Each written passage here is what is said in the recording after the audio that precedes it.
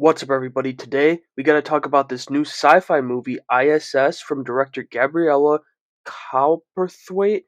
No, I mispronounced it. I'm sorry, and I'll probably also end up spoiling a couple big things in this review. So, unless you don't care about spoilers, go ahead and save this one for after you've seen this movie. Now, let's get into it. I'd say I'm going to get my cons out of the way as usual, but unfortunately, they're going to take up most of this review because yeah, let's just get into them.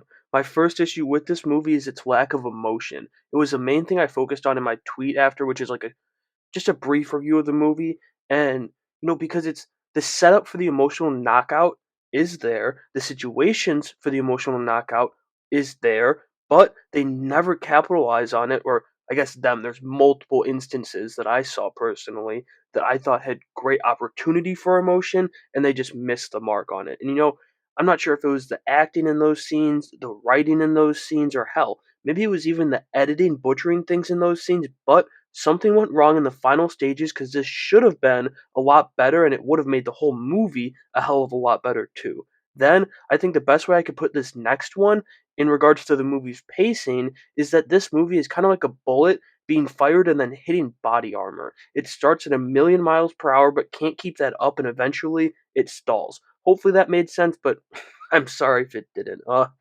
Anyway, with those two things taken into consideration, this couldn't land anywhere but here, and that's the story. It wasn't very good. I don't know if I'd go so far as to say the whole story was awful, but it was a noticeable weak point in the movie, and I honestly think that maybe they should have included just a little, like, doesn't even have to be more than 20 minutes of the war down on Earth that drives this story, because I was way more intrigued by that than whatever the hell I was watching on this space station. And closing this off is the end of that story. This, I will go as far to say, it was god awful. I'd probably even say the whole third act, if I'm being honest. Like, the deaths aren't cool at all.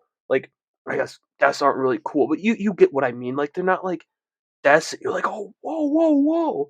And the movie just ends with the two surviving astronauts randomly floating down to Earth, and they don't even know where they're going. I mean, it was rough. Moving on to the limited section of my review here, the pros.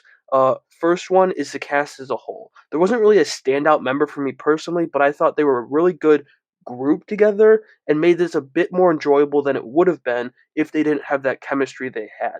Then, my absolute favorite part of the movie was the camera work. This was the thing they nailed by utilizing that zero gravity aspect of being up in space and all that. It was phenomenal. And so that'll do it for my review of I.S.S. Unfortunately, not a very good movie, but it did have its moments and its few strong suits that'll earn it a 5 out of 10 from me. Go ahead and let me know what you thought about the movie down in the comments below, and make sure you have a great day.